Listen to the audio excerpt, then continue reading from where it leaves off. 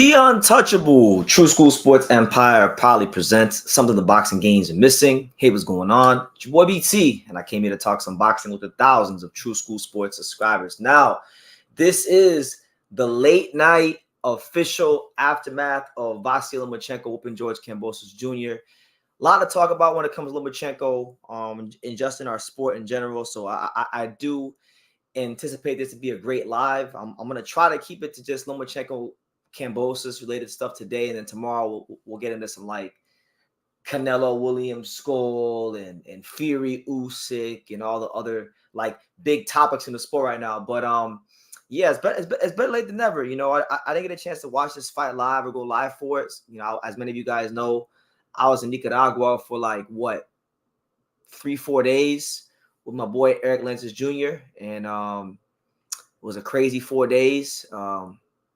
My man lost via disqualification because the dude literally the dude he was fighting literally quit in the middle of the fight, and the Nicaragua judge and the referee rewarded him quitting. So I mean that's a whole discussion. That's gonna be probably like a 20-minute video when I get time to really sit down and talk about it. But it's good to be here. It's good to be with you guys. It's good to be live again. It's been what has it been like? It's been about 5 days since we did the last live we did was the aftermath of Inoue Neri. So yeah, I hope everybody's doing good, man. I hope everybody's doing good. I hope everybody's life is going well.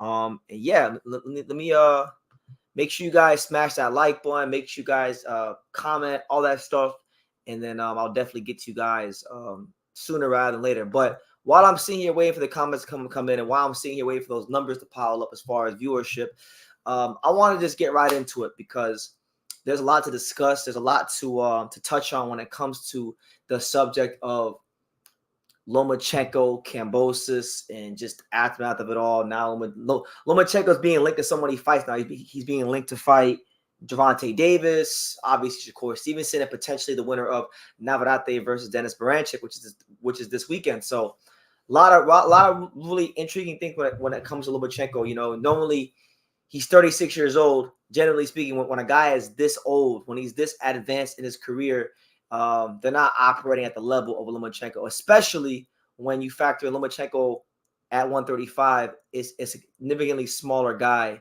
than, you know, the top guys in the division. But nonetheless, let's jump right into it. Let's jump right into all the talking points and let's just run through them. Y'all leave your comments down below. Make sure you smash that like button so this video gets pushed out to as many people as possible here on YouTube, and let your thoughts be known, and I'll get you guys in a timely manner. But we'll start off with the obvious. We'll state the obvious. Vasyl Lomachenko looks like $1 million fighting. He looked like $1 million fighting George Kambosos Jr., which is not a surprise. Like, I don't think it should surprise anybody that Lomachenko looked as good as he did. The only mild surprise in the fight was the fact that Lomachenko got the stoppage. You know, Lomachenko hasn't been really getting stoppages in the last, you know, couple of years. It's been, I feel, some years since we've seen Lomachenko come to fruition. And the guy we saw in this fight against Kambosos was Lomachenko. I feel like that was the caliber he was operating at. But what I'll say is this: I think boxing media, boxing fans, and just most people in general in boxing, they get so caught up with what's going on now, what's next, that you sometimes can't grasp the scope and the magnitude of what's happening in the sport right now, because Vasyl Lomachenko is 36 years old. He's become the IBF champion at 36 years old. Now, as you guys can see, this list in front of me, this is a list of the oldest champions in every weight class in boxing history. And as you guys can see, the oldest lightweight champion of all time is Juan Manuel Marquez at 37 years old in 96 days. Now, Lomachenko is about a year short of that. But the fact that he's operating at this level, you know, I'm not no like Lomachenko fanboy. A lot of people got butthurt earlier today when I dropped my video and I said that Lomachenko has nothing to prove, which is the truth. He doesn't have nothing more to prove. He scaled weight classes, and the same thing could be said for somebody like Terrence Crawford, right? I'm not gonna be biased. Terrence Crawford doesn't really have anything to prove either. He's going to the Hall of Fame, just like Lomachenko is going to the Hall of Fame. I just hold Terrence Crawford to a higher standard than Lomachenko because I think he's better than Lomachenko. I think he's greater than Lomachenko, but same thing, right? Now, the fact that he's become champ, I know it's easy to say, oh, well, BT, he beat George Kambosos Jr. That's not really impressive because George Kambosos Jr. hasn't really looked good since he beat Lopez, which is more than a fair point. George Kambosos Jr. and his two fights against Devin Haney, Maxie Hughes, and Lomachenko has looked like, a C-class fighter. No, nothing short of a C-class fighter. But it's not so much that he beat George Kambosos Jr. It's the manner in which he beat him, because for all the talk about what Devin Haney did against George Kambosos Jr. in those 24 rounds, what he didn't do against George Kambosos Jr. is stop him, right? So that's a feather in Lomachenko's cap, especially when you consider Devin Haney is smack dab right in the middle of his prime. Lomachenko is damn near 40. He's closer to 40 than he is 30. You know what I'm saying? So that makes it more impressive. Not who he beat, but the fashion in which he beat him, and the fact that he's only about maybe a year short away of being the oldest lightweight champion in the history of boxing. That deserves respect. That deserves nothing but just the absolute praise. Not that he beat Kambosos, but the fact that it's how he beat him in the age, in the fashion in which he beat him. That, because like I said, it's right there for you. You can choose to see it or not see it, but only Juan Marquez won the lightweight world title over Lomachenko. So that's something that should be taken very, very serious, and I think people should give Lomachenko his just due. And I say this as a guy who I made videos about Lomachenko being overrated. I made videos about Lomachenko not being as great as the Naoya or Inoue 5 years ago. People like to put down Lomachenko now and say Inoue is greater than him now, but I was talking about that 5 years ago when it wasn't popular. So I don't want to hear about, oh, True School, you're a fanboy of Lomachenko and you just think that Lomachenko, you're trying to protect Lomachenko from Shakur and Tank, which, by the way, I'll have plenty to say on that later on in the live, but give the man his due.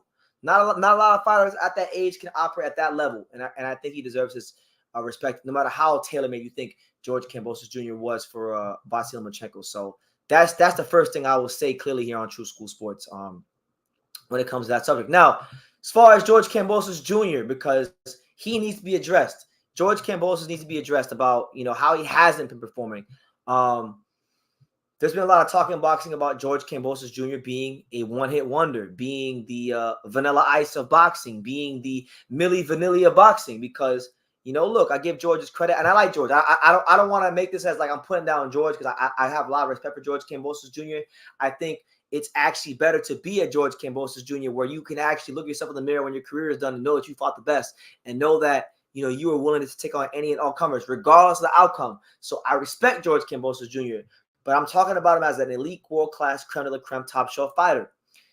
He had two very close fights against Mickey Bay and Lee Selby in which he could have lost. He won both those fights by split decision. So he could have been 0-2, could have lost those fights, right? Then he fought Teofimo Lopez, which he won by. That was the fight that put him on the map. That was the big one. And really and truthfully, he's never recaptured the form that he had that night. And he's gone through a whole slew of issues in his career, from not paying his coach, Javier Centeno, or his manager, Peter Kahn. They had to go through a lawsuit down here in South Florida in Broward County Court. He's built his own gym, had a bunch of different trainers now, and had a couple of different trainers now, and he hasn't been able to really find that winning formula. Even though he got a win against Maxie Hughes, I don't think he beat Maxie Hughes. I thought he lost that fight too. So George Kambosos Jr., I think we could definitely say he got the most out of his career for the skills he does have, or as some people would say, the lack thereof. George Kambosos Jr. has shown himself to be one of boxing's greatest overachievers. So is he boxing's ultimate one-hit wonder? I would probably say yeah, because he was not able to ever recapture that form again. And it makes you wonder. It really makes you scratch your head.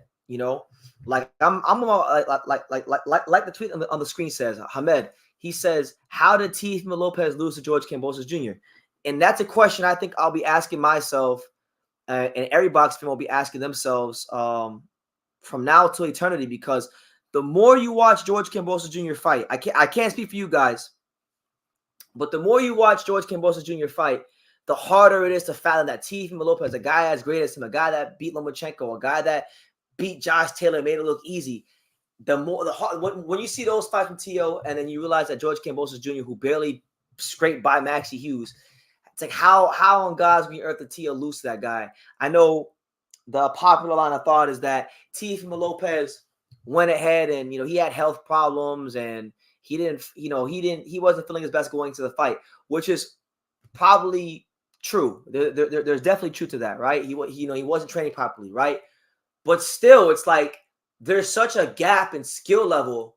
Like George Kambosos Jr. has not scored a knockdown since the damn Teofimo Lopez fight. So it's like how the hell did George beat Teofimo Lopez? I mean, the more you watch George fight against other elite competition and even Maxie Hughes, that upset is damn near it's entering Mike Tyson, Buster Douglas like stratosphere, because Teofimo Lopez had an advantage in hand speed. He had an advantage in athleticism, punching power, and George beat him. So it's crazy how, things play out. It's crazy how boxing can play itself out. But yeah, right now, honestly, as far as what could be next for Kambosos, if George Kambosos is still gonna box, I'm trying to think what the hell could be next to George Kambosos Jr. Because he's already made enough money. He secured his financial future, his family's financial future, made multiple millions of dollars. These 3 fights he's had in Australia against Devin Haney twice and Lomachenko, he's drawn over 70,000 people combined. What the hell could he? What is it left to do? He's done stadium fights. He's unified the division. He's been in big fights. Fought in America, right? The only thing I see for George Kambosos Jr. really and truthfully is it's a couple of things, and they're not great things, right? Now, as you guys can see, George Kambosos Jr. is ranked number 2 right here. I'm sure it'll be lower. So I could see George Kambosos Jr. being used as like a stepping stone for like a Keyshawn Davis or Raymond Murataya, or maybe like something like that. Maybe even Richardson Hitchens and him, who have been talking a lot. Like, I think some sort of step up fight for Murataya, Hitchens, or Keyshawn Davis. These are the kind of fights that I see George Kambosos Jr. in. I think it's been firmly established through the Devin Haney fights, the Maxie Hughes fight, and the Lomachenko fight that George Kambosos Jr. is not on that creme de la creme, elite, top shelf, world-class level. But for the guys that are striving to get to that elite, top shelf, world-class, creme de la creme level, he could be used as a good opponent for those guys. Even like a Floyd Schofield, I could see him being used for one of the young guns. So that to me is really his future in the sport if he continues to box. The only way I think he gets back to the level he's been at is if he beats one of those guys, if he upsets a Keyshawn Davis or a Raymond Murataya or a Floyd Schofield, something like that. That's going to be his route back to the big times. One last thing on Kambosos, and then I'll pivot back into more Lomachenko stuff. And by the way, smash that like button, super chat, hit the like button, guys. One last thing on Kambosos before I get back to Lomachenko, because there's a lot to talk about Lomachenko. George hired a Russian coach for this fight that was teaching him more of like the Soviet style. And that's why you saw George Kambosos, I think, like probing more with the jab, keeping his punches a little straighter, not falling forward on his front foot as much as we're accustomed to seeing. Like, I thought in very small moments of the fight, he was doing decent things. I don't think George wasn't winning this fight for a lack of trying. I just think there was such a gap in skill level, and he had a new coach who was showing him new things. So like it was never gonna work out for him in this particular fight. But I'd like to see George stick with that coach, maybe take some tune-up fights if he wants to keep boxing, and try to perfect some of those things that he was learning. But because I thought there were some moments in the fight where when he would commit to his shots going down low, he had really small pockets of success. But listen, if we've already seen the best of George Kambosos Jr., which I think we have, then I think he's got the most he could have possibly gotten out of his boxing career now, and that's where I'll leave it when it comes to George and him being a one-hit wonder and not quite being able to stay on that top shelf, world-class, creme de la creme level. So that's where I'm at with that. But shout out to everybody here. It's your boy BT, the Untouchable, True School Sports Empire. Want to acknowledge some comments here. Shout out to my guy Eddie Morales. He says, William Skull versus Canelo. Yeah, man. Listen, tomorrow's entire live is gonna be about that fight. But just to touch on that briefly here, right? Everyone who says Canelo Alvarez is the face of boxing, they say, oh, Canelo Alvarez brings the money, he brings the people, he puts the asses in the seats. My thing is this: if you're really the face of boxing, it shouldn't matter who the hell you fight. You should be able to fight whomever and sell it out, and for it to be a big occasion. right? So my thing is, look, William Skull, I'm not going to sit here and pretend and act like I know a lot about him. I saw him fight on the prelims recently on the Canelo Munguia undercard. Good little fighter. He's been the number one contender in the IBF for a long time. Now, should he or should he not be the IBF contender? That's very debatable.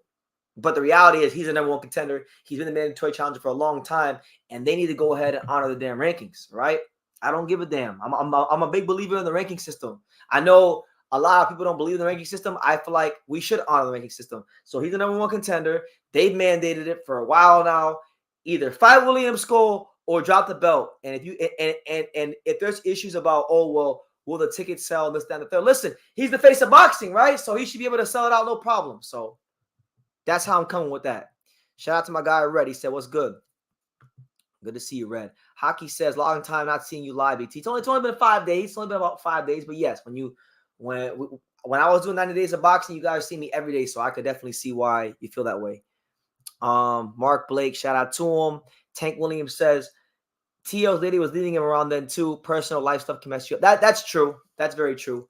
Yeah, I mean, I think health problems he had, not training the best, and the girl leaving him, it'll all mess you up psychologically. So that was one of those scenarios in boxing where it was like the perfect storm. Boxing's perfect storm. So I agree. Good to see you, Tank. Shout out to my boy Alex. He says Kambosos is always talking about giving Teofimo a rematch. He needs to not do that. I'll tell you that right now. The only thing George Kambosos Jr. has going for him is the fact that he beat Teofimo Lopez. The last thing he needs to do is rematch Teofimo Lopez, because he rematched Teofimo Lopez. Teofimo Lopez might put him in the dirt this time. That fight was the perfect storm for him, you know? Shout out to Eric Bell. Good to see you, champ. Tio wouldn't dare rematch George Kambosos Jr. Why not? I think he would. Kevin Effect, good to see you, champ. Shout out to the Bruins. Your Bruins beat my Panthers tonight, so pretty pissed off about that, but good to see you, champ. William Skull is good, but just not active enough. Well, look, he's the IBF mandatory, so listen, if he's the face of boxing, make it happen. I've been very vocal about that fight. I think Tyson Fury is going to beat Usyk, but this really ain't the lie for that. This is the aftermath of Lomachenko versus Kambosos. So I'll touch on Fury Usyk more tomorrow. But to answer your question, Tyson Fury. Canelo is going to be all over the IBF man. He should be. Listen, give William Skull a shot. Last comment here. Then I'm gonna get back to Lomachenko. Lex Luthor says, "What's up, BT? Do you think Brian Norman can pull off an upset against Giovanni Santillan this Saturday?" It's a good fight. I really think it's a fight where Top Rank has kind of been frustrated with Brian Norman's performances since they signed him. And this fight, it solves two things. Like, it keeps Giovanni Santillan active, and it's a sink or swim fight for Brian Norman Jr. If he don't win this fight, he's getting cut, I think. So I think Giovanni will win. I think Giovanni should I think Giovanni will win. I think Giovanni should beat Brian Norman Jr. But we'll see. They fight the fights for a reason. Brian Norman Jr. is very strong. Giovanni Santillan's going to be right there to be hit. So if he can handle the volume and punch in between the shots and land something hard and significant, then yeah, there's a chance. I don't write him off, but I'll go with Santillan in that fight. But listen, next point, my next talking point about Lomachenko, and I'm going to really camp out on this because I have a lot to say about this whole thing, right? Lomachenko, Gervonta Davis has now once and again become one of the premier fights in a weight class in boxing. Lomachenko has shown immense longevity in his career to now become the champion again. Gervonta Davis has matured and become one of the most explosive. I mean, he's always been one of the most explosive fighters in boxing, but he's matured into one of boxing's most complete fighters. But there's still people that want Gervonta Davis to really step up to the challenge and fight an A-class, creme de la creme, top shelf guy. And there's a lot of people out there that think that Lomachenko, even now, could beat Gervonta Davis. Now, really and truthfully, do I want to see this fight? I think it'd be a great fight for boxing. I think it'd be a great event for boxing. I think Lomachenko would definitely, at this point in his career, be the best fighter Gervonta Davis has fought in his career. And I think Gervonta Davis should go on as a favorite because he's younger, he's stronger, he punches hard with both hands. He's a he can box too. He's not just a slugger or a reckless fighter. He's a complete fighter, right? So they do have some unfinished business. But I gotta be honest here, guys. I gotta be honest, and I'm gonna channel the 2016-27 BT here for a second. I don't think Lomachenko should really do Gervonta. I feel like if Lomachenko fights Gervonta Davis at this point in his career, he's doing Gervonta Davis a favor. And why do I feel that way? I feel that way because Gervonta Davis was a champion at 130 years ago when he was a younger fighter, when Lomachenko was in his prime, and they avoided that fight, right? So now the roles are reversed. Now Lomachenko's old, Tank's in his prime. I just think if he fights him now, he's doing him a favor. So from the Lomachenko side of things, I don't think they should do the fight, but if they're going to do the fight, cool. Now let's talk about it. And let me know in the chat, guys. Let me know, who do you think will win that fight? Is there anybody that thinks that Lomachenko will beat Gervonta Davis even at 36 years old? Let me know in the comments down below. But as you guys can see right here, Gervonta Davis said that right here, this guy tweeted Gervonta Davis and said Gervonta Davis would never fight Lomachenko. And then Gervonta Davis said, he's after Frank. Let me get Frank first. So there you go. So he's saying that his next fight will be Vasyl Lomachenko. Now, as the great Terrence Crawford once eloquently stated, Terrence Crawford said many, many years ago, you better focus on your fight before you not make your fight. I don't think Gervonta Davis should overlook Frank Martin at all. I think Frank Martin is hands down the most explosive fighter Gervonta Davis has fought in years. He might be the most explosive fighter Gervonta Davis has fought, point blank, period. And say what you want, we haven't seen Gervonta Davis under them lights with the guy that could match him in any way in the athleticism department, right? Nobody's fought, I think, or the explosiveness department. Nobody he's fought qualifies for that, right? So he needs to worry about Frank Martin. But if he takes care of business and he beats Frank Martin, which he's expected to beat Frank Martin, I think it's a very interesting fight because you'd have a southpaw and southpaw matchup. You have Lomachenko, a guy that has elite footwork. I mean, some of the best footwork we've ever seen in the history of the sport. Gervonta Davis has punch power with either hand. So it could be one of those fights where, you know Gervonta Davis is going to give up early rounds and probably be down like 3-1 or 4-2 or something like that. And then I could see in a fight like that, 7th, 8th, 9th round, Gervonta Davis, find that big shot against Lomachenko and ultimately hurting him and knocking him out, after he downloads information. Both these fighters, I think the interesting thing about that potential matchup, if you're breaking it down, is that we always hear all this talk about how Lomachenko takes those first couple of rounds to dissect what his opponents are doing. He quote unquote downloads the information. But you know what? While I can sit here and say a lot of things about Tank and who he hasn't fought, I don't think I don't think Lomachenko's ever fought a fighter as smart as Gervonta Davis, and that includes Devin Haney. He's never fought anybody that downloads the information as great as he does. And I feel like Gervonta Davis doesn't get enough credit for his boxing IQ. I feel like Gervonta Davis doesn't get enough credit for the fact that he's able to dissect the patterns of his opponents very, very well. And that's why he's so consistent getting knockouts, So really good fight. I still do personally. I do feel some type of way about it because look, I'm gonna show you guys on screen, and I'm gonna say it like this: people need to stop acting like Gervonta Davis, and maybe not Gervonta Davis more so like Mayweather Promotions, Floyd Mayweather, Leonard Ellaby. People need to stop having selective memory and acting like they didn't steer him away from Lomachenko when he was champion. No different than Deontay Wilder when he won the WBC title against Stavern, and then Shelly Finkel said, "Oh no, we're not going to fight Vladimir Klitschko." Same principle, right? So this is from 2018. Mayweather says, "No rush to have Gervonta Davis face Vasyl Lomachenko." Now I'll read you guys the quotes because I understand some of you guys don't like to deal with the truth, but here's what Floyd said in 2018 about a potential unification fight between Tank Davis and Lomachenko. He stated the following, and I quote, Gervonta beat 3 undefeated fighters in a row. Now, I don't know no other fighters now that's beat 3 undefeated fighters in a row. And Lomachenko, he can fight. He can fight. One thing we're not going to do is knock a guy that can fight. He can definitely fight. But the same way you give it the same way you got to be able to take it. Now, we know that Rigondeaux was extremely small. So my thing is this. With all these young fighters, y'all calling out, oh, we want to fight Tank. At the end of the day, guess what? Tank has a promoter. Tank can come to me and say, Floyd, this is the fight I want at the end. at the end of the day. But I'm going to say, Tank, there's no rush. You're still young. You got a lot of fight left in you. You're only 22. I mean, if he wants to fight when he's – and now listen to this part. If you want to fight until he's 36, 37, he's got 15 years left. Okay. But if you rush and fight all the hard fights right now, you're not going to be able to make it to 38. There's no rush.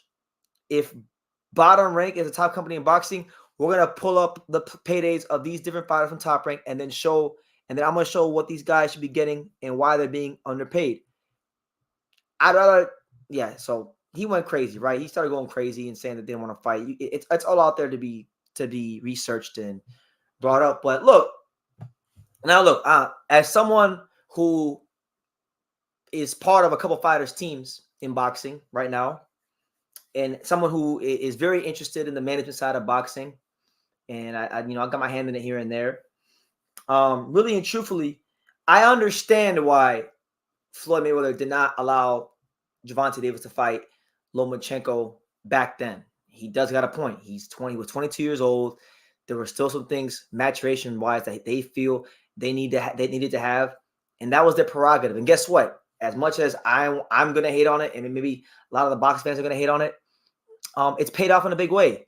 Gervonta Davis has become one of the biggest box office attractions in the sport. So they do know what they're doing at Mayweather Promotions. But my thing is, it wasn't – now, had this just been a one-year ordeal, I wouldn't have had a problem with it. But this wasn't a one-year thing. This is like a 2-3 year thing. And Gervonta Davis, not only was he not fighting Lomachenko, but he wasn't really fighting anybody else in unifying the division. He was fighting guys like Cuellar and Hugo Reeves and dragging them up. So that's what my problem is. My problem isn't with isn't with him, them allowing him to grow and mature. My problem was that, okay, if you weren't going to fight Lomachenko, then why didn't you fight Tevin Farmer? Who at the time, Tevin Farmer had a good buzz in boxing. Tevin Farmer was a guy, and it's funny to say now because Tevin Farmer ain't doing a whole lot in boxing right now. But Tevin Farmer at the time versus Tank was a very, very interesting fight. They had a lot of back and forth. So if you weren't going to fight Lomachenko, then a consolation prize would have been at that time Tevin Farmer. They didn't do that, and that's my problem is. So to continue on, right? Here this was in January, I believe, of 2017, so the year before. So Mayweather said, and I quote, "We're not rushing. We're not rushing. We're not thinking about Lomachenko. Lomachenko's with Top Rank. Let us stay where they were Top Rank. That's where he's at. My guy's going to do his job, and I'm going to make sure I do my job to my best ability so that he can get what he wants." There's no rush. You're young. We want to build that bank account. Be smart. Make the right moves. We're not looking to unify belts right now. We're going to be smart. We're going to move him to make and let him make money and let his money build. And when the time is right, we're going to take the fights we need. So now, of course, years later, and from a managerial standpoint, this is why the boxing fan of me and the manager side of me is like, look, we already know that if there was a time for the Gervonta Davis side of things to take this fight, it's right now. Gervonta Davis is at the peak of his powers. His mental abilities and his physical abilities are meeting up at the highest point. And when it happens for a fighter, that's called their prime. Lomachenko still operating at a very, very high level, but it's not the guy that people initially wanted to see him fight at 130. So I still feel some type of way about how he was maneuvered away from Lomachenko back in the day. But if I put that aside for a second, it's still a great fight for boxing. It's still a fight that I think it would allow Gervonta Davis to get a measuring stick against a guy like Devin Haney, because Devin Haney fought Lomachenko, and Devin Haney got waxed by Lomachenko, got a gift decision against Lomachenko, got beat up by Lomachenko, right? So if he's able to knock out Lomachenko, it puts to bed some stuff that happened in Tank's career earlier, and it allows Gervonta Davis to have another feather in his cap above Devin Haney. So that's what I'll say on that. There is some unfinished business there. Lomachenko already seemed like he's halfway retired, because he did say after the Kambosos fight that he just wanted to win this title for his dad, right? Because his dad was what inspired him to keep boxing after the Haney fight. Now that he got that belt, I feel like from what I saw in the interview, he looked content, right? So if he boxes Tank, I feel Lomachenko was just taking it for the money. That's how I feel, but that's where I'll leave it. What do you guys think? Let me take some time to read these comments here. It's your boy BT, True School Sports. we're here at night, late night, and just doing our thing. Let me see who we got. So shout out to my guy Alapal. Good to see you, champ. He says that DQ Saturday was trash. Which DQ are you talking about? Talking about Eric Landis Jr.'s DQ? Because if that's the DQ you're referring to, that's one of the most bullshit DQs I've ever seen in all my time in boxing. And it's sad because he fought very well. He looked pretty good. And he got a loss unjustly put on his record. If that's the DQ you're talking about. Tank is trying to hype up his fight. Shout out to Tank. Loma versus any champion at 135 would be a great fight. It would. And look, and I'll get to it later on, but even if he fights Williams Peta, who's number 1 in the IBF, that's still a great fight. So there's no shortage of options. You're right, though. He shouldn't do no favors. I agree. I feel like at this point he's doing Tank a favor. They said in plain English what they were doing with Loma years ago. I feel like now he's just doing him a favor. They fight. Would Bob let Loma fight on PBC with that network exclusive deal, though? That's a great question. I feel like Tank Davis has become such a box office star in boxing. Lomachenko is a big name in boxing as well. If you pair them together, I think that's actually one of the few fights where now at this moment in time, you could see a top-ranking PBC do a co-promotion. You know, I think maybe I'm being optimistic, maybe I'm being a bit delusional, but I just think Tank has become such a star in America that Bob would allow him to go to Amazon Prime, or they'd find a way to make it happen. But that's probably wishful thinking on my part. Frank is easier for Tank. He's too slow. I mean, we'll see. We'll have to go ahead and see. I mean, they fight the fights for a reason. I think I absolutely think that Frank Martin is the most explosive opponent that Tank has fought maybe in his entire career. So we'll see. He says, "Man, you're really giving Frank, a PBC fighter, a dangerous fight." Yeah, it is. I think Tank will not. I think Tank will ultimately stop Frank Martin because I think Frank Martin's boxing IQ isn't quite up to par because he doesn't quite know when to fight at certain ranges. But in the first 3-4 rounds, Frank Martin gonna be dangerous. I think people are doing Frank. They're not giving Frank a fair chance. It's not fair what they're doing. Shout out to my guy MAW with the super chat. He says, "Hello, boxing fans. BT in chat. Smash that like button." Yeah, shout out to you. Thank you for the super chat, and shout out to everyone here, man. We're here in the home of boxing.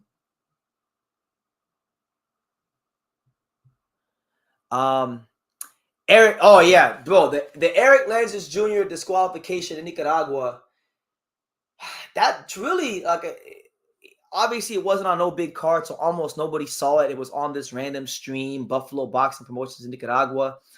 But it's the biggest bullshit I've seen in a long time, honestly. It was such bullshit that me even just talking about it here on a live in 2 minutes is not going to do it justice. Like, I'm going to have to literally do a 20-minute video on this. That's how bad it was. They gave Eric 2-point deductions that he shouldn't have gotten. There was no warnings. They were clean, legal body shots. There was no warnings from the referees at all in the fight. And then he didn't even throw a rabbit punch to the back of this guy's head. This guy came in with his head, and Eric took his right hand and kind of just like cupped his right hand across the back of his head and threw him to the ground. And then this dude want to say, "Oh, my head hurt," and then they gave a disqualification loss to Eric. And then this guy puts his hands up saying, "Oh, I won the fight." And then the minute he sees the referee look at him, he puts his hand in the back of his head. He fucking faked. He bitched his way out the fight, and fuck that guy. Eric Landis Jr. was mistreated in Nicaragua horribly, and I pray to God he never fights there again. I'll never allow it under any circumstance. He'll never fight there again because he's from Managua, Nicaragua, but then they wanted to make it seem like he's not from Nicaragua, so it's bullshit. But that's all I'll say on that. That's all I'll say on that for now. That's all I'll say on that for now. That's going to be a 20-minute video, and the whole boxing world is going to know about it because I'm going to make a video about it. I'll make shorts about it. It's going to be bad. It's going to get ugly, because they really did my friend horribly wrong, and he fought very, very well. He was up on the cards, and you disqualify him in the last minute of the damn fight. Disgraceful. If you're an American fighter, don't ever go fight Nicaragua. even if you were born there and moved to America when you were young. Still don't go back there, because if you live in the USA, now you're not Nicaragua no more. Edgar wants to know, is Buffalo owned by Rosendo? Yes, it is, and he was there and whatnot, and it's just bullshit, man. But on the blessing of it all is now, because Eric's had some fights fall through, and it's been hard to get fights for him. That's why that's why he had to go to Nicaragua. So now with him having a loss on his record, and now I think this should make some guys that I know ducked him, some lower level guys that ducked him, be more anxious to fight him, So it is what it is, man. It is what it is. It's part of the sport we're in. That's why you gotta always focus on the fighter in front of you. But that, like I said, that whole thing in Nicaragua where Eric Langes Jr. getting disqualified, that deserves its own 20-minute, 30-minute video / mini documentary, because that's how bullshit it was, But nonetheless, shout out to everyone here. I want to stay on topic. If you got any questions, drop them down below. Smash the like button, super chat, all that good stuff. Last thing I'll touch on when it comes to, or one of the last things I'll touch on when it comes to Lomachenko, right, is this whole Shakur Stevenson thing. Because Shakur Stevenson went on a tirade after the fight. Shakur Stevenson pretty much said that Top Rank, he's doing what Terrence Crawford's doing and whatnot, and then saying that he's saying that Top Rank doesn't treat black fighters properly, which in the past, maybe it was true. Maybe for certain fighters it was true, but it's never been the case for him. Shakur Stevenson has gotten world-class treatment for Top Rank. He got a primetime slot on ESPN his last fight against Edwin De Los Santos and completely shit the bed and had a horrible performance, a boring performance, a performance that was so boring, we'll be talking about it 30 years from now, is one of the worst performances in the history of boxing. Okay? The natural progression of things is I think they're going to want to give him the Lomachenko fight. But if he leaves Top Rank, which he's talking about doing, he's got to fight July 7th against Artur Haratunian. If he takes care of business there, he's already stated that he's going to leave Top Rank. So I feel like Shakur Stevenson's on the verge of blocking his own blessings, honestly. But let's get into it, man. Let's get into it so I can show you guys. I can show you guys better than I can tell you. Shakur Stevenson tweeted this on Saturday night. Hold on a second.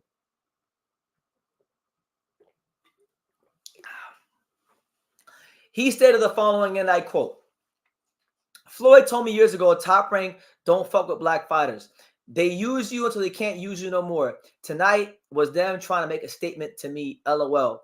Bob don't got no say no more. They're just letting him believe that he runs it, but they're taking over the company behind the scenes with a bunch of sharks who don't really fuck with Bob like that." So Shakur Stevenson says that. Now, I don't know what sport Shakur thinks he's in, but I don't give a damn if it's PBC. I don't give a damn if it's Matchroom. I don't care if it's Golden Boy.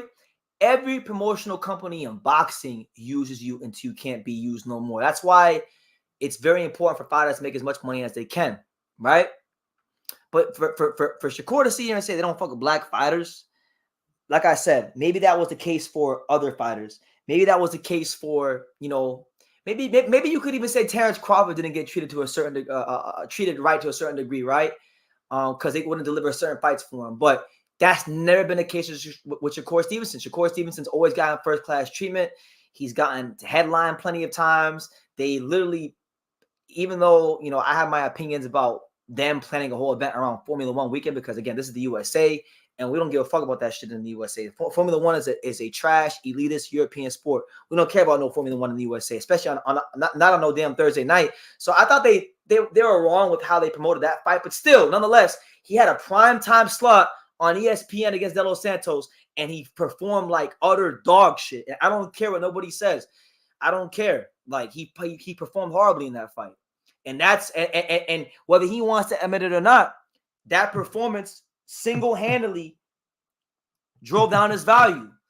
That fight is why now guys are having a more of an excuse not to fight him, because he's a very good defensive fighter. He's a southpaw. He's hard to hit. And now you're being boring as hell. Now the narrative, and I think it's a fair narrative. It's a very fair narrative. Damn near every like above average puncher Shakur Stevens has ever fought, with the exception of maybe Oscar Valdez, who he was way bigger than, by the way. Every guy that he's fought, Nakatilia, De Los Santos, they're like the real explosive punchers have made Shakur Stevenson turn into a track star. That's just the truth, right? So he's wrong, and I think he's wrong here, and I think he's blocking his own blessings. I think if he were to stay with Top Rank, you know, and God willing, they're giving him a fight against Artur Rotunian, who's a good little fighter. But if you're really as good as you say you are, you should be blowing Artur Rotunian out the water. So you need to deliver like another Ichiro Yoshino type performance. And then I think the wise move would be probably to stay with Top Rank if you want to fight Lomachenko or Williams Pitta, right? Because maybe not Williams Pitta, but Lomachenko, because you go to PBC. I mean, look, they were like Leonard Ellerby made it clear a long time ago what it was with Tank, that they're going to dictate every term that they want. You know, his answer to every question is Gervonta Davis, the biggest star in boxing. That's all he said to anything, right? So they're not going to fight you until you really show you can be somewhat of a draw. So if you think if Shakur Stevenson really thinks he's going to go silent PBC and everything's going to be willy-nilly and great for him, it's not going to be the case. I think the best move for Shakur is to stay on Top Rank, fight, get the Lomachenko fight. First of all, beat the shit out of Artur Rotunian and remind the world of your greatness. Then re-sign with Top Rank. If you can't get the Lomachenko fight, okay. Well then look, there's still options. You can still fight. Now look, I know you say you'll never fight Keyshawn Davis, but he's in your weight class and he's ranked pretty damn highly. Fight Keyshawn Davis. Fight Raymond Murataya. There's plenty of fights out there for Shakur Stevenson. I mean, I know Robert Garcia, when I interviewed him, was very vocal about wanting that Shakur Stevenson fight. So you got those two fights in-house at Top Rank. You got potentially Keyshawn Davis if you guys ever want to fight each other and stop this buddy shit. You got William Zepeda. Zepeda, I know his value is growing. He's fighting Giovanni Cabrera soon. Top Rank and Golden Boy have shown that they will work with each other if the dollars make sense. So I really don't think the fights are going to come as quickly as he thinks if he goes to PBC. Now, if he goes to PBC, maybe he gets a Frank Martin fight. I could see him getting Frank Martin, something like that. You know, maybe Raul Valenzuela. Maybe something like that. Maybe at best case scenario for Shakur Stevenson from a commercial standpoint is maybe he gets a Isaac Cruz fight. And then maybe he can win that fight and then he could fight Tank. But if he thinks he's gonna sign some sort of one fight deal and just get a Gervonta Davis fight, I think he's gravely mistaken. And then somebody in the comments mentioned it was who was it? They said Reed says they're probably gonna do Navarrete versus Shakur. Yeah, I think Navarrete versus Shakur is probably the most realistic matchup. Now, Navarrete still has to take care of Dennis Branchik, but yes, if he fights Navarrete, then obviously that fight makes a ton of sense, and it's a great fight for Shakur. It's a smaller guy coming up in weight, a guy that throws a lot of punches, who have plenty of chances to counterpunch, a guy who's Mexican, who's a great fighter, a guy that's right now he's teetering on borderline Hall of Famer. That's a great fight for Shakur. So Shakur should be rooting for his ass off for Navarrete because he wins this fight. You got that, you got whatchamacallit, you got Lomachenko. And then maybe like a Murataya or something like that. So, it is what it is. Now, last thing about Shakur Stevenson in regards to Lomachenko, he said, fuck, he basically said, fuck them, fuck all of them. Floyd been telling me about Top Rank. They're trying to freeze me out. So he feels they're trying to freeze him out. I think that's bullshit. I think Shakur Stevenson is freezing himself out with these tired ass performances on primetime television. And now Top Rank's having a hard time going to ESPN saying, hey, we want to give Shakur Stevenson another primetime slot. But then, like, who wants to watch him do that again? He needs to really remind the world in his next fight of his greatness. And look, I like Shakur Stevenson. I met the young man myself when he was back in 2016 before he was in the Olympics. So I've always had a deep appreciation for Shakur Stevenson. We've seen this in boxing many times before. Look at his buddy from New Jersey, Raymond Ford. And Raymond Ford is having tons of dog shit performances against Aaron Perez and Edward Vasquez.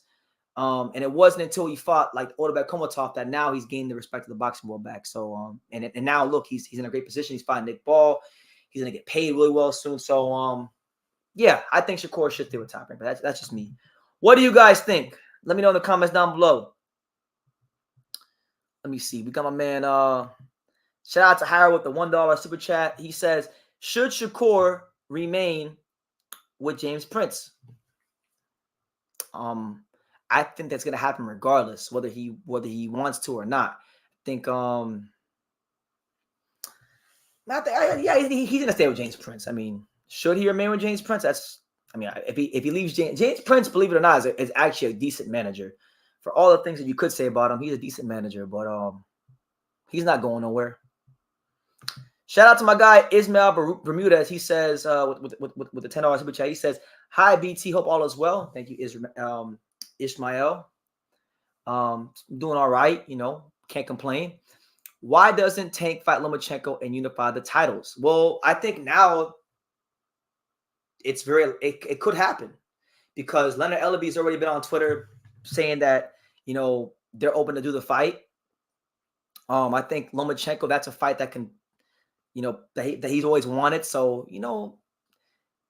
I really think Lomachenko will be doing Tank a favor by fighting at this point, just because it's a more favorable fight for Tank now than it was then. And they blatantly maneuvered away from him. That can't be refuted. But it'd be a great fight. It would be a great fight for boxing. So why not? If it can happen, why not? I'm sure it'll do a huge gate. We know Gervonta Davis' star power is growing tremendously since they're supposed to fight at 130.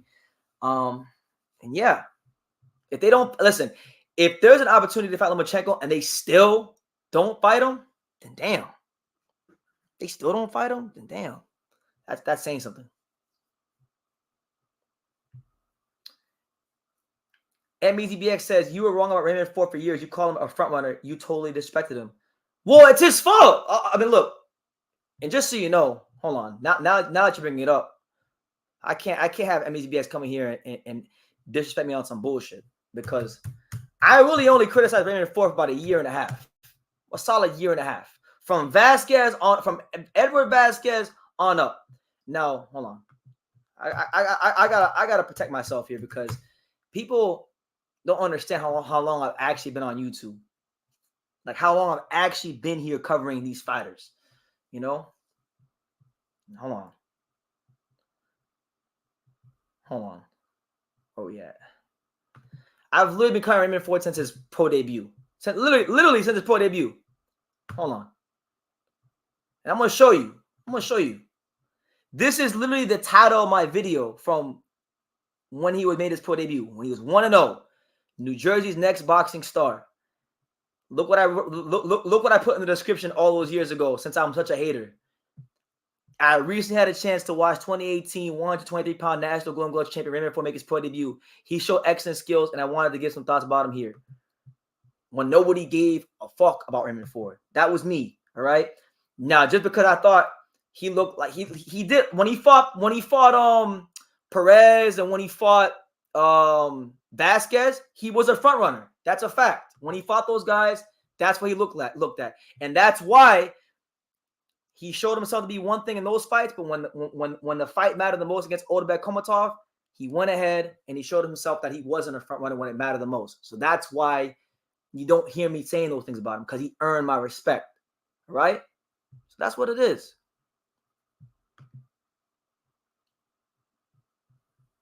That's not calling somebody a front runner is not disrespectful if they show you that in their fights. If a guy gasses out not once but twice over and over again in fights, regardless of what happened leading into the fight, it was justified. But he gets all the respect in the world. He showed himself that he wasn't that when he fought Otabek Komatov. And by the way, I'm not trying to throw salt on his win. I've been very respectful of the win. All right. And you know what? I want to leave it there. I don't even want to say what I really think. Like what I really think deep down. Right? Because he won the fight fair and square. There's no reason to throw salt on his win. It was one of the best fights I've ever been to. But like Otabek did hurt his knee in the fight. And that's what led to the stoppage. It wasn't like a one-punch shot. He got very fortunate. But look, I think he'll have a chance to prove himself in a great way against Nick Ball. I think he should beat Nick Ball. Easy. I think he should beat Nick Ball. If he's as skilled as I think he is, as he showed in the Otabek fight, a guy like Nick Ball just trudging forward towards him, he should counterpunch the shit out of him easy. you know, and I gave him his flowers. I gave him his flowers not just when, and I'm gonna get back to Lomachenko in a second, but I gave Raymond Ford his flowers not just when I saw him in New York at the fight. I gave him his flowers again when I seen him in Vegas at the Hitchens fight, and I like him. I got a lot of respect for Ford as a person because Raymond Ford, despite the back and forth, he showed that he was a man as far as like how he handled everything. The Orderbeck excuses. I didn't make no excuses. I didn't make no excuses. All I've ever said was he beat him fair and square. But I'm not gonna like ignore what I saw, you know? So we'll see. We will see how things progress. People, I literally do no other, like you guys have never seen I challenge any one of you guys to name me one boxing content creator that went to a fight, was wrong about the fight. Literally, I actually went out of my way at the Turning Stone Casino to go find Raymond Ford. Raymond Ford didn't come find me. Nobody said, hey, BT, here's Raymond Ford. I went out of my way to go find Raymond Ford. And I chose to do that video. I chose to give him his flowers on camera. Nobody else did that. So don't come here now bitching and moaning about a justified critique, which was the fact that when he fought Perez and Vasquez, he gassed out and he was getting outworked. Those are facts. But nonetheless, we'll see how it goes. We'll see how everything goes in the coming weeks and months and years with Ford and featherweight. Featherweight's a great division right now, and I hope Ford goes ahead and continues to be in great fights. But last thing about Lomachenko, because I want to put the ball on this Lomachenko shit, and then we could talk and have fun the last part of the live. All right. One of the other fights from Lomachenko that I feel he could make, and it's a very easy fight to make, is William Zepeda. William Zepeda is a fighter that is getting a lot of recognition as one of the premier volume punchers in the sport. He's a southpaw just like Lomachenko. I like this fight a lot, man. I like what that fight could bring as far as like from a stylistic standpoint. All right, from a stylistic standpoint, you got Zepeda, who is a volume puncher, doesn't know how to stop throwing punches, and you got Lomachenko with some of the best footwork in the game. If you look at the rankings right now, I want to show you guys because I can show you better than I can tell you. All right, I can show you better than I can tell you. All right, right now as I stand, we know Lomachenko is an IBF champion, and William Zepeda is clocking in at as you can see right there, the #1 contender. So he is the #1 contender. He is the guy that is next in line for the shot. If Lomachenko has it in his heart to continue boxing, to fight Gervonta Davis or potentially Navarrete or Shakur Stevenson, somewhere in between all those crazy fights, he's going to have to come see William Zepeda because William Zepeda is #1 in the division. And we see the IBF sometimes, depending on who it is, doesn't play with their mandatory challengers, the #1 contenders. We saw they just called for William Skull to fight Canelo. So if they'll do that for Canelo, they'll definitely call it for Lomachenko. And I like that fight. I think, like, personally, if I had the executive decisions of Lomachenko's career as to if he should retire or not, I think right now would be the best time to retire for him because he can go out on a high. He can go out with everybody's last image of him is beating the brakes off somebody and doing what Devin Haney and a lot of other fighters couldn't do, which is stop George Kambosos Jr. and become a champion at 36. But if he doesn't do that, then William Zepeda is probably one of the best fights he could actually go out on because that's going to be an exciting fight because Zepeda doesn't know how to take a step back. It's going to give Lomachenko the chance to move around him, counterpunch. I mean, there's not many better fights in the lightweight division than William Zepeda. And as for William Zepeda, if William Zepeda can get a guy like Lomachenko on his resume, then that would shoot William Zepeda into stardom as potentially the next Mexican star in the sport. So that fight, there's a lot of value in that fight. And I think that's a fight that Top Rank would probably consider doing with Golden Boy. So we'll go ahead and we'll see. We'll go and see how it all plays out. And I don't really, that's really all I got to say about, that's all I got to say about Lomachenko and Zepeda. And that's all I got to say about Lomachenko in general. From now until I end the live, y'all can ask whatever the hell y'all want. Shout out to everybody here. It's your boy BT. Artman said, wait, what did he say? What did Hyro say? Artman Boxing, when he went to Vegas, when he said, no. But he didn't do a video with him. He didn't go find his way. I'm talking about dudes who actually be covering fights in the field. Artman don't count. All respect to Artman. Zepeda is one of the most overrated in all of boxing. He's a dirty ass fighter too. He had a fight. I can't remember what fight it was. I think when he fought, who was the Mexican guy he fought? When he fought, I can't remember what fight. It was 2021. I'm gonna say it was when he fought Luis Vidias in Mexico. He was right punching the shit out of him behind the head. So he's been known to be dirty, Zepeda. But look, that's actually kind of one of the intriguing things about that fight. We know when Lomachenko fought the last time he fought a dirty Mexican who pulled out those veteran tactics in Toledo, he wasn't able to adjust because it was a second pro fight. He wasn't accustomed to the pro game. Obviously, he's got a lot more experience since then. So that's probably one of the most interesting things about that fight.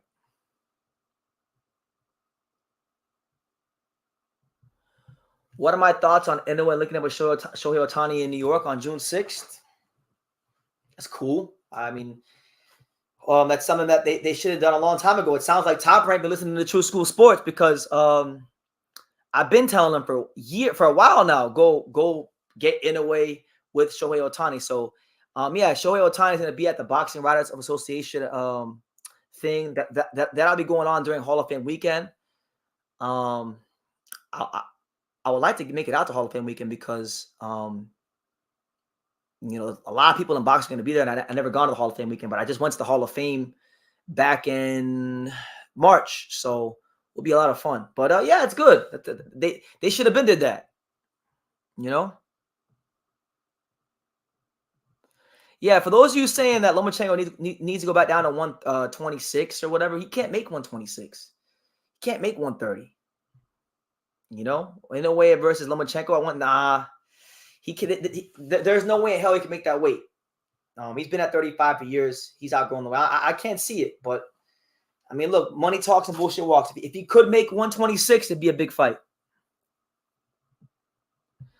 MEZBX says Tank's trainer, Coach Kenny Ellis, called Inoue a C-class fighter. No, that's not fair. That's not fair because that's not cool. I seen that. Kenny Ellis is talking shit.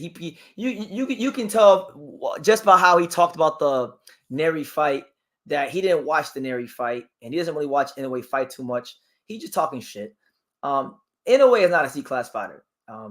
George Kambosos Jr. is a C-class fighter. Jaime Munguia is a C-class fighter. Those are C-class fighters. Lomachenko Inoue is not a C-class fighter. No way. No way, no how. Maybe Munguia is a B-level fighter. I don't want to be overly disrespectful Munguia, but B-level. But like George Kambosos is a C-class. I know a C-class fighter when I see one. Inoue is nowhere remotely close to it. Drop the GoFundMe, bro. We can help you go to the Boxing Hall of Fame. I might just do that. I might just go ahead and do that because I want to go to the Hall of Fame. I know my boy Sean Tatel will be there. But it's just crazy right now. It's such a crazy time in my life right now. There's so many things going on that I wish I could tell you guys right now, but it's crazy. You guys will find out later on. It's insane. But yeah, for sure, I'll definitely go ahead and probably do that because I feel like I need to be at the Hall of Fame.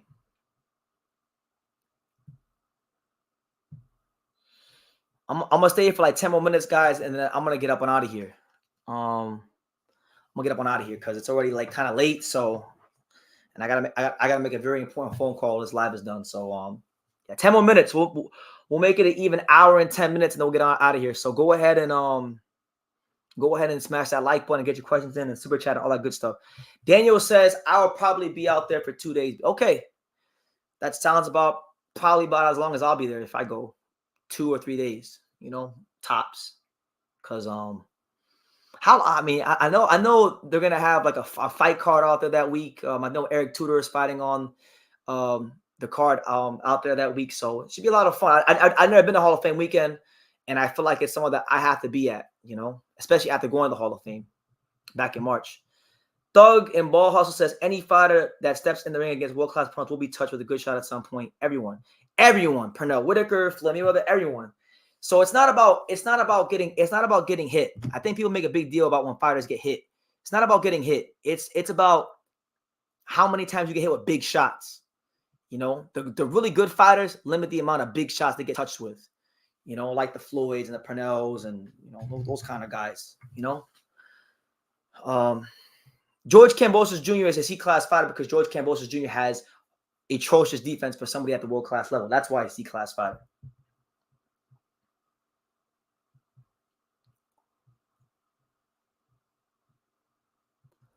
I think Shakur going to the zone is a good move. They have a worldwide. He can make a lot of money and not to fight many tough guys. But yeah, I could see that. You know, when he was talking up Eddie Hearn a lot recently on Twitter, saying that Eddie Hearn's a great promoter. So he may already be thinking about going with Eddie Hearn in the zone and Matchroom. And you see the way that Gervonta Ennis is getting treated. Gervonta Ennis is getting treated like the #1 overall pick in the NBA or NFL or NHL draft. He's getting treated like LeBron James, like Tim Duncan, like Connor McDavid, like these kind of guys. And I think Shakur sees that, and he feels that maybe if he were to sign match, maybe he could actually get some of that treatment for himself. So, yeah, I could see it. Shakur could go to Pro Box. He's not going to Pro Box. What's next for Kambosos? Maybe a fun fight against Masayoshi Nakatani or beat him against Abdullah Mason's another one, JK13. I was thinking more of like Keyshawn Davis, Varyam Murataya, but yeah, Abdullah Mason versus George Kambosos Jr. would be great. Abdullah Mason, I think Abdullah Mason would do. Abdullah Mason might do George Kambosos dirtier than Lomachenko did, honestly. Falling Star, shout out to my guy Falling Star out in Japan. He says, do you honestly think that Dodger Stadium idea for NO will come true, BT? Have you have any updates from your Top Rank connections? No, I haven't heard anything from my Top Rank connections, but I think if somebody emerges from Top Rank, so I think boxing fans got to really go ahead and watch this space of the featherweight division, especially on the Top Rank side of things, because you got a couple guys from Top Rank that I think could all be potential opponents for Inoue at Dodger Stadium. You got Rafael Espinoza, who's fighting June 21st. Fun, exciting Mexican fighter. You got Venado Lopez, who a lot of people are intrigued to see come fight really soon. You got Angelo Leo, who they just signed, who's obviously a big friend of this program and someone that I think is going to be champion and beat the living dog, beat Venado Lopez. You know, I don't want to be disrespectful to Venado, but I think he'll be victorious. Them three guys, Venado, Espinoza, Angelo Leo, and maybe as a dark horse, you could throw on a Ruben Villa, right? You know, all these guys that are Mexicans at featherweight, I think are going to have a chance to really, whoever emerges out of that from Top Rank as the guy will have the golden ticket to a potential Inoue fight at Dodger Stadium. So I think we're going to have to see who comes out on top, and then we'll see how it goes. Legacy Defined says, how many fighters do you follow in total? How many? A lot. I mean, I don't count, but I mean, I would say anyone who's a champion in any weight class, I've made a video about them. Anybody who's a top contender, more than likely I made a video about them. I mean, I've covered hundreds and hundreds of fighters in boxing over the years. So that's what it is.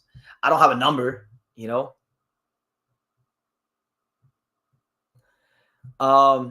Emmy says, I'm surprised Matchroom has booths at the Wells Fargo where the Sixers play and sound like tickets are selling. I'm surprised.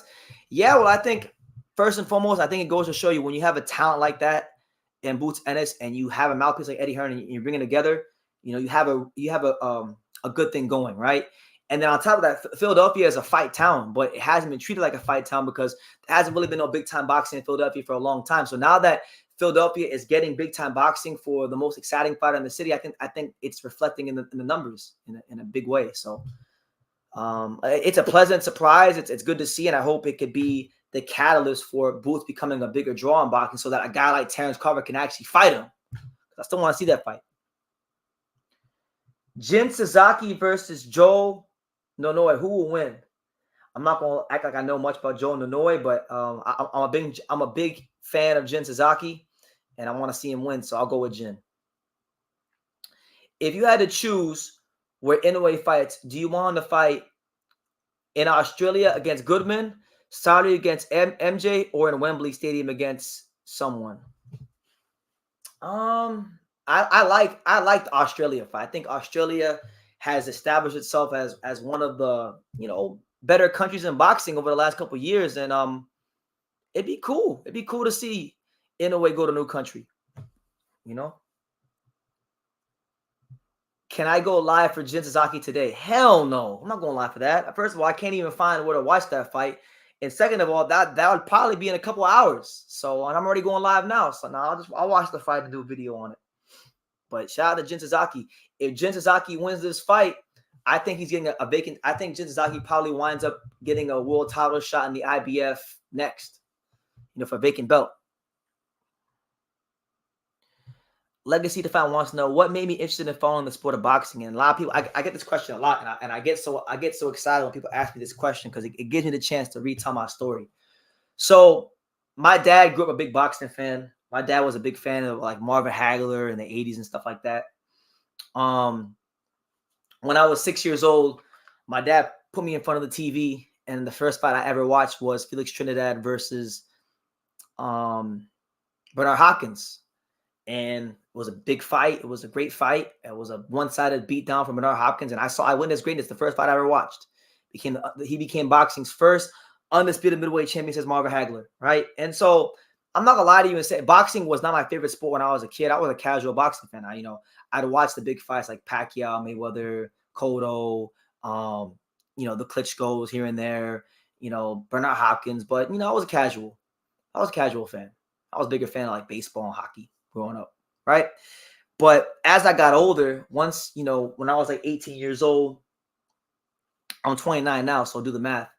But when I was like 17, 18 years old, I decided to start boxing, like training and stuff. And at the time, I was going through like a lot of depression and just like sad times in life and just really trying to find my identity and my direction in the world, right? So then I started training at a gym called Canino's Boxing Gym in Dania Beach. And I would start going to the gym and I started sparring people and stuff. And rest in peace to my boy Gabe Shakur, and I started sparring him. That was a big deal for me as far as like my love of the sport. And at the time I was covering the NBA, but I wasn't liking it too much. So then I said, fuck this, fuck covering the NBA. It wasn't fun for me anymore after about a year and a half of doing it. So then I got a chance to start covering boxing locally here in South Florida. And the rest is history. I covered a Shannon Briggs fight in September of 2015. And then started going to gyms and doing interviews, and I just never looked back. And I found my place in the world. I found a place where I just feel like the man, and I feel like I was meant to be here, right? And it's giving me boxing's giving me so much. Boxing's giving me some of my greatest friends in the world, like Eric Lanzas Jr., Johnny Cortijo, Angelo Leo, Miguel Leo, Isaac Chamberlain. And the list goes on and on and on. So that's like the long and the short of it. If I'm being honest and I'm telling you the truth, that's the long and that's the short of it. Shout out to my guy, Pete M with the super chat. And I haven't forgot, Pete. All right. I haven't forgotten. I still owe you a phone call. Hope all is well. Thank you for the support. He says, the untouchable. That's right. Shout out to my boy, Pete. Yes, sir.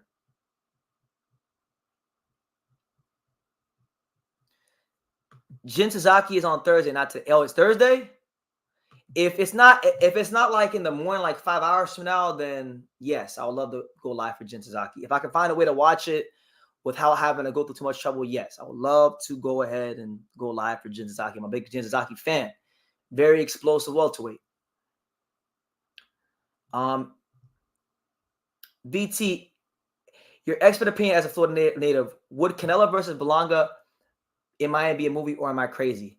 Oh, I think it'd be a blockbuster fight here in Miami, honestly, because and I think a lot of that too would depend on what venue they put it in. Now, if they do some bullshit like Top Rank did, which is like when Espinoza fought Robesi here, they said the fight was in Miami, but the shit was really in Pembroke Pines, which is way out west. That's not Miami.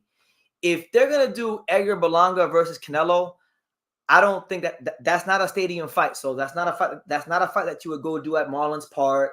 That's not a fight that you would go do at like Hard Rock Stadium like they did last time. The venue I think that'll make that fight a movie is I think they call it the Kaseya Center now, but we call it the American Airlines Arena, where the Miami Heat play. If they put the fight in that particular venue, that's where the fight could be a movie, because there's obviously a lot of Puerto Ricans here in South Florida, as well as the Cubans. And we know South Florida is the gateway to Latin America, so the fight make a lot of sense. Felix Trinidad fought a couple of times in the American Airlines Arena years ago when Don King fought, Roy Jones Jr. fought that. I feel like that's the venue where if you're a big time Latin American superstar like Canelo Alvarez, that's the venue you fight at if you come to Miami, because it's not, with 20,000 seats you can charge more for tickets. There's a smaller capacity, so it's easier to sell out. And I think Canelo could sell 20,000 tickets. I mean, when he fought Yildirim, I think he sold 15 or 16K in South Florida. Supposedly it was upwards of somewhere between 10 and 15K. So yeah. Yo, BT, what if you got a VPN? You've been sucking off gin. Why not go live from? Damn, Hyro, you trying me? If it's not like in 5 hours from now, I don't know when that fight is. I'm not going live again in 5 hours from now. I need to get my rest. But if it's like another day, yeah, I'll go live for it. The dream fight I can make this year, Angelo Leo versus Naya Inoue at 126. That's my dream fight in boxing. Love that fight. But apart from that, apart from anybody that I know personally, I'll say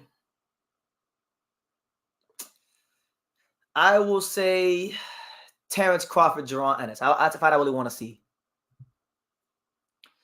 Do you think champs at 126 need to unify so that they'll get a fight against Inoue whenever Inoue goes up? I know these fighters want that fat paycheck. I mean, yeah, I think that's what's going to happen here eventually. Like, Rafael Espinoza is making a voluntary defense on January 21st against some guy. Vonado is going to fight Angelo Leo in August. I think after these next couple of fights for the featherweights, probably the third or fourth quarter of this year is when you start to see these titles get unified and things like that. So that's what you could expect from the featherweight division, I feel. So, yeah. But guys, look, on that note, I'm going to go ahead and wrap the live up. I'll be live again tomorrow. And I'm going to go ahead and try to find out when this Jin Sasaki fight is. Maybe we'll do a crazy live for that fight. But look, guys, keep supporting the channel. Keep going ahead and rocking with your boy BT and the Untouchable True School Sports Empire. I'm trying to get to 75K. We'll be there at 75K really, really soon. Subscribers, and then we're 3/4 of the way to 100K. So I'm really excited about that, and just the upcoming things happening in life and in True School. And yeah, you guys take care. Apparently, according to my boy Kyle, he says Sasaki versus Noyane is at 7 a.m. on Thursday. So look, I'm gonna try to go ahead and make it happen. We'll get a VPN. We'll go live for it, and it'll be a fun live. It'll be another chance we got for a Japanese fight. And then last thing with Christopher, and then I have to end the live. Have you seen Vonado overlooking Angelo Leo and looking at Inoue? I have, and like, I don't want to talk too much, but he needs to focus, because if he don't focus, he's gonna lose. So yeah, I'll leave it at that. But guys, take care. God bless. I will see you on the next live tomorrow. And like I say in every single one of these videos, you can love me or you can hate me, but I'm just a kid from Daniel. So until next time, take care, guys.